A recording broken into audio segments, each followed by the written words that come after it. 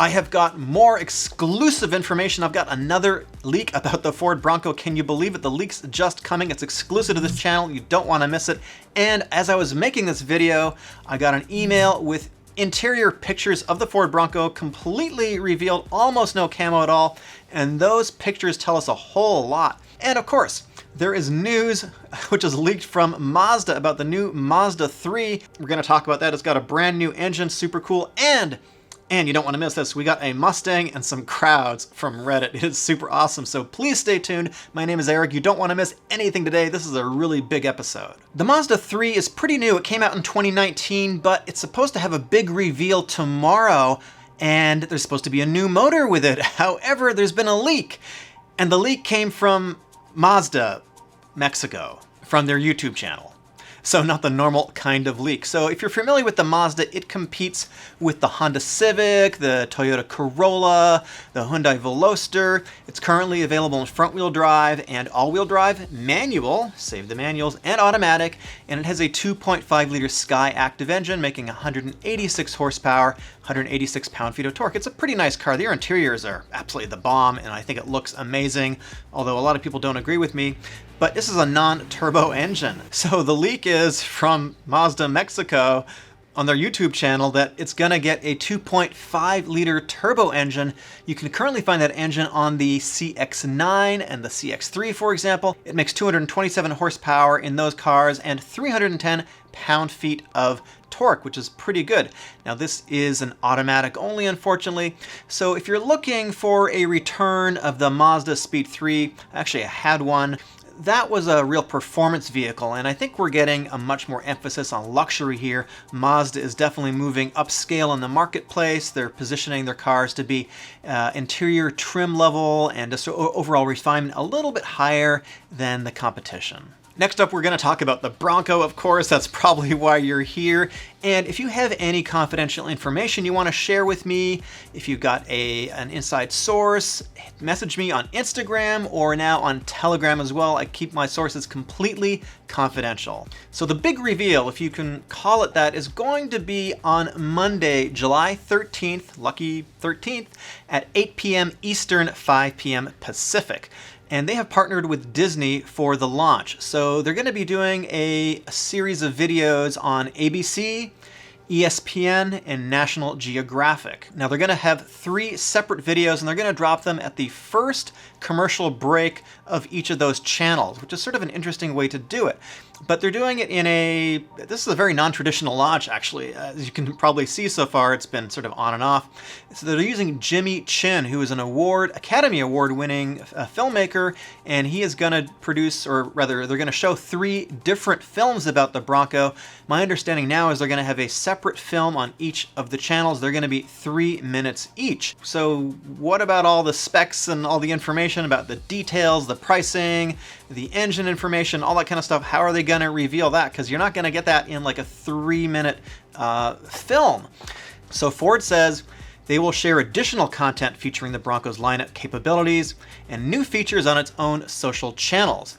So I guess that means they're going to be dropping it on their Instagram account. I'm not quite sure what they're going to do. So we definitely want the details. It seems like this is leading up to perhaps another non-satisfying reveal. I mean, everybody wants to see this thing, and I don't know if they're going to have pricing. I don't know exactly what they're going to reveal. Hopefully they're going to give us some details, but it seems like this is sort of like the slow dance. So anyways, we got to wait until July 13th for that. But I am going to be doing a live stream Saturday, July 11th. We're going to talk about everything Bronco. We're going to go over everything that we know. It's going to be at 4 p.m. Pacific, 7 p.m. Eastern on this channel. We're going to cover all your Bronco questions. We're going to try to answer everything that I possibly can. I've been spending a lot of time trying to understand everything about the Bronco. 4 p.m. Pacific, 7 p.m. Eastern right here. Then at 6:30 p.m. Pacific, 9:30 Eastern on July 13th, after the Bronco commercials drop, I'm going to do a live stream also to cover what we've learned and summarize any kind of pricing information, any kind of model differentiation, the colors, like whatever Ford tells us. We're going to do a live stream, we're going to cover it and go over your questions as well. Now, if you want the Bronco, you will be able to place a reservation for $100 a la Tesla Cybertruck on July 13th at 8 p.m. Eastern on Ford.com. My expectation is, Ford hasn't done this before, my expectation is the website might be a little bit slow at that point. So just, you know, just keep that in mind. I think it's going to be a little bit slow. Hopefully Ford gets this right. But this is, if enough people order this thing, this is going to be a big IT challenge. Now, one of the most common questions I get all the time is, will the dealers add markup to the Bronco? Can I get it under MSRP? Questions like that. So to answer the first question, yes, dealers are going to be marking it up. Dealers are going to try to get everything that they can. They are going to tell you that it's an exclusive car, that it's really hard to get, yada, yada, yada. Don't believe any of that nonsense. My recommendation is find a Ford dealer who will sell it to you at MSRP. Now, you're not going to get it below MSRP. I think that's very unlikely for the first little while. It's clearly going to be a hot vehicle. Ford plans to sell 200,000 of these, but lordy, lordy, lordy, do not pay over MSRP. Do not do that. You're going to have dealers that are going to be telling you all kinds of stuff. Go to another dealer. Go out of state. Don't pay over MSRP, because that just sets the bar for dealers to try to charge over MSRP. That is not the way to go. I do not think it's ethical. Do not pay over MSRP for a vehicle which is going to sell in the hundreds of thousands. This is not a rare Porsche or a BMW or something exclusive. There's nothing exclusive about the Bronco. Okay, rant over. So here's something really interesting.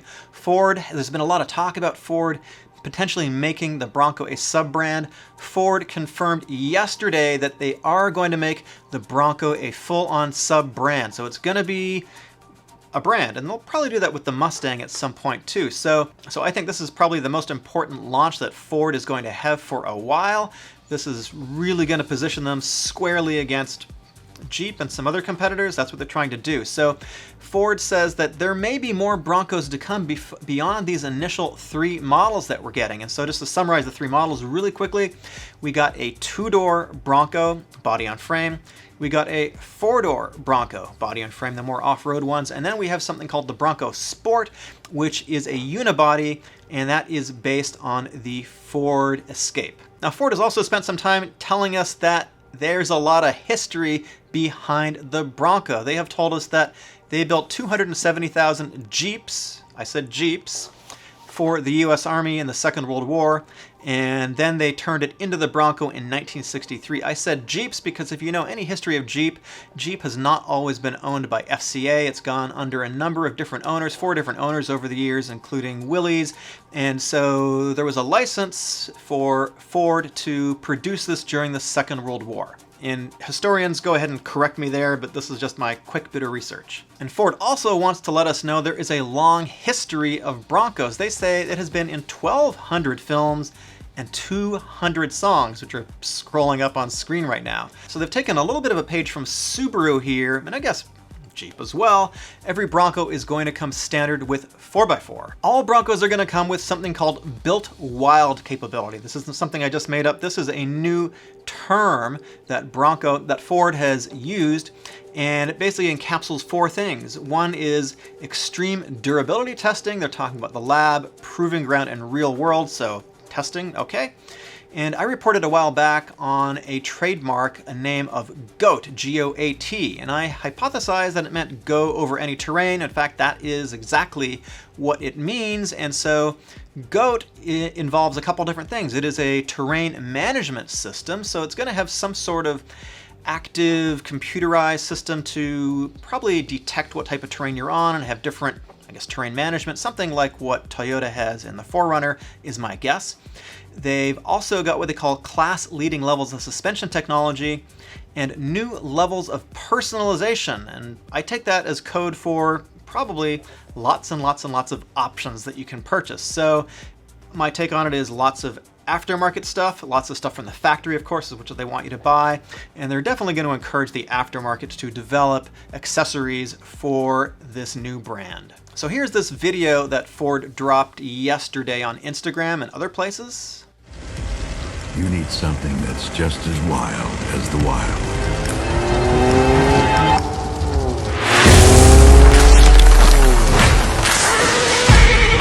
You need something that can look adventure in the eye and give it a firm handshake. Something Something built with the toughness of an F-Series and the spirit of a Mustang. Something that's not happy until it takes you through whatever creek or snow or mud or mountain trail or dune or logging road or landmark with death in its name. You need a Bronco. Built as wild as what you're looking for. We can see these really iconic headlights. We can also see the fender flares, which we got front and back. So it's got this very unique Bronco styling, which harkens back to the original one, which was released to the public in 1966. And yeah, it looks kind of like a Jeep. This built wild terminology that they're using, I sort of liken this to Jeep's trail rated. So every Wrangler that you buy is trail rated. That means it is sort of off-road capable, and it passes a number of other tests too, or has capabilities such as being able to ford through water and other difficult things. So every Bronco is going to be built wild as well. So I take that as sort of meaning something similar, although the reps from the various companies would, you know, say otherwise. But that's my reading on it. We're going to get into some interior leaks that just dropped in a minute. I got some really interesting details on that. They are almost a fully exposed interior of the new Bronco. But so with every Bronco and Bronco Sport Badlands that you buy, you will get admission, free admission to a Bronco Off Rodeo is what they're calling it. This is actually pretty cool. This is a driving school that is, it looks like it's going to be free. There's going to be 4 centers around the US. I've got that up on screen right now. They're not saying specifically where it's going to be. One looks to be in the desert, so probably maybe around Johnson Valley. I'm just taking a wild guess here. King of Hammers area, it's possible. One in Texas, one in the Northeast, and one in the Rockies. And these are going to be near also trailheads. So once you've done this little school, you can go out with experienced guides and check out some local trails. Pretty interesting. It's a 2-day experience, actually. And they're going to have this ethos. They're going to promote the ethos of leave no trace, tread lightly, very important. And they're going to have closed courses because a lot of Bronco owners will never have been off-roading before. We know from history that a lot of people that buy Jeeps, for example, never go off-road. They're expecting the same thing with the Bronco. So they want to basically encourage people to, I guess, go off-road, which is what these things are made for. So like I say, closed course, loaner vehicles, and on the end of the first day, they're going to have a bonfire, apparently. Kumbaya! Anyone? Everyone? And then on day 2, there'll be an option for more off-roading or an outdoor experience. I don't know that everything is going to be free with this entire experience. Certainly things like lodging and travel, you're going to have to take care of yourself. They are expecting tens of thousands of people to take advantage of this in the first year.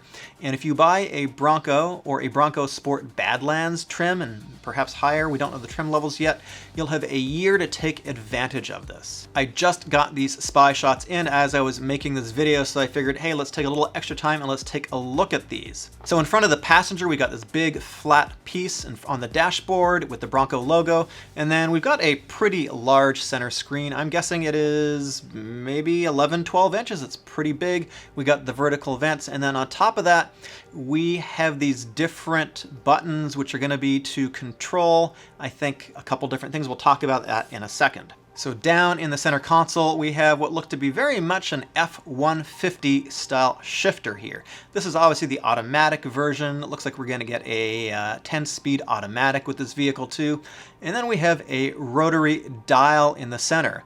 And this is going to be for the various drive modes. So let's take a look at this. So this is the dial which you rotate to get into the different modes. You've got 2 high, you've got 4 high, and then if you rotate to the left, you've got 4 low, and then on the bottom there is a button called, or a position called 4A. So my guess, and this is speculation, is that the 4A is for automatic. And I think the way it's going to work is similar to the Toyota system, where if you leave it in 4 automatic, it's probably going to default to 2-wheel drive, but if the vehicle detects slippage, it's probably going to engage some version of the all-wheel drive, send some power up front. That is my guess. Nothing is confirmed yet. And then on top of the dash, we have these 4 buttons here. And this is very interesting. I've noticed something very interesting about this. So it looks like on the far left-hand side, we definitely have a front locker. Not surprising, electronic locking diff. Jeep has this too. I think the button to the right is probably a rear locker. And then to the right of that, we have this interesting little icon above the rear wheels. I'm not entirely sure what that is. It doesn't appear to be a center locker. We probably are not going to get a center locker, although we're going to find out. And all the way over to the right, we have a traction control off button. So it's a little bit of a mystery to me, at least, what that third button to the right is. But what's interesting is that TFL car, which had someone send them some interesting photographs of the interior, and a different set of buttons over there. In the TFL car, it looks like we've got something that appears to me to be a sway bar disconnect. And they had additional photos showing underneath the vehicle the sway bar, and it looks like there is a sway bar disconnect system as well, a la Jeep. I don't know what they're going to call it, but I don't know if that's a trademarked thing from Jeep. It looks like we're getting a couple different all-wheel drive systems here in the big Bronco. Now below the media screen, it looks like we have some media controls and pretty standard looking Ford sort of F-150 style heating and ventilation. We also know that the display cluster in front of the driver is going to be digital. At least there's an option for that, but my guess is they're all going to be digital because it is cheaper to produce digital gauges now, and that's going to be configurable as well. So we got like two very, very large displays here, and that's pretty cool. Hopefully this is going to be very rugged. The display is going to have to stand up to abuse from being outside. I also took a quick look at the locking switch in the Ford F-150 Raptor. Now the F-150 sends power to the front wheels a little bit differently. It's quite unique. It sends it differently than a lot of other systems do, but the locking system in that basically locks the rear axle. So I tried to compare the two, but it doesn't look like they're using a system out of the Raptor. So it looks like they have developed something completely unique for the Bronco. Okay, so here is the big exclusive. This is from a source who is familiar with the drivetrains with the Bronco. This refers to the Bronco Sport specifically, which is going to be built in Hermosillo, Mexico. And this source has told me that there are going to be two different all-wheel drive systems in the Bronco Sport. Now that kind of makes sense considering that we know there's going to be a Bronco Sport Badlands version. And so my guess is that it's going to have a different all-wheel drive system in the Bronco Sport Badlands and maybe some other trim levels that are more off-road centric. Kind of like what you get with, let's say, the Jeep Renegade or Compass and you buy the Trailhawk, you do get a slightly different all-wheel drive system with those vehicles too. The Ford Escape, which the Bronco Sport is based on, is natively front-wheel drive. So I think what we're going to get is a native front-wheel drive Bronco Sport that's going to send power to the rear wheels when it detects slippage. Again, this is just speculation on my part. My source wasn't able to tell me any more than that. What is really clear from all of this is that Ford is going to be offering us lots and lots and lots of different configurations. That's pretty interesting. From a manufacturing perspective, it makes it a little bit more difficult, but I think Ford really wants to have a very broad lineup with a lot of different trim levels, a lot of different options, and a lot of price variation too. So looking at price, we're going to be looking at a base price on the two-door Bronco of just south of $30,000. That makes a lot of sense because that is in line with what the Wrangler is. In fact, the specific number I have been told is $29,500. Let's talk about powertrain options. So we've been talking about two engines that are going to be available in the Bronco, a 2.7 liter and a 2.3 liter, both EcoBoost. But I got this from Car Expert, which is an Australian outlet, and they have a leak here which shows the 2.7 liter is definitely going to be an option. Now, if you're looking at this, you can see that it says U725 on the top, and it also says that the platform is the Ranger. We know that the Ford Bronco is going to be based on the future Ranger that we're going to get in the US. U725 is the Bronco prototype name, so I would say it is all but confirmed that we're going to get the 2.7 liter, and it seems very likely we're going to get the 2.3 liter EcoBoost in the base vehicle as well. Again, you never know what Ford could have up its sleeve for us, and I believe in the future for the Warthog version, which I reported on a couple days ago. It looks like we're not going to get something called the Raptor, we're going to get the Warthog, and that's going to be out of the Ford Performance division. So whatever you call it, doesn't really matter. We're going to get an upgraded power plant, most likely a 3-liter, which is in the Lincoln Aviator, and the target, I understand, is going to be about 400 horsepower for that. But that's not going to be available at launch. We're looking at that as a 2022 model. And next up, we got the story of a Mustang and some crowds. This comes to us from Reddit, and its user, my name is GIF O'Reilly. And you know, Mustangs and crowds have been long associated together. They sort of go together like oil and water. They're not really a good mix because Mustangs tend to go into crowds. So I'm here to report exclusively that Ford has developed a new anti-crowd system into the Mustang, and this Reddit user caught this exclusive video of the Ford Mustang, in fact, avoiding the crowds. And here's how it works.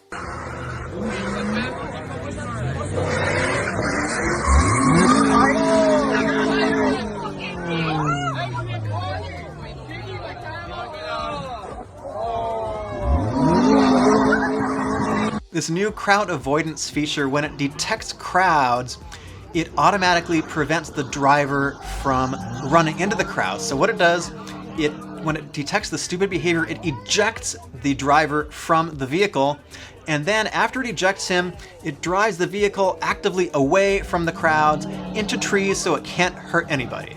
And yes, I made that all up, but what is really amazing is the comments on this video. If only there was some belt-like device in cars that would keep the person in their seat. If only there was things that held the door shuts.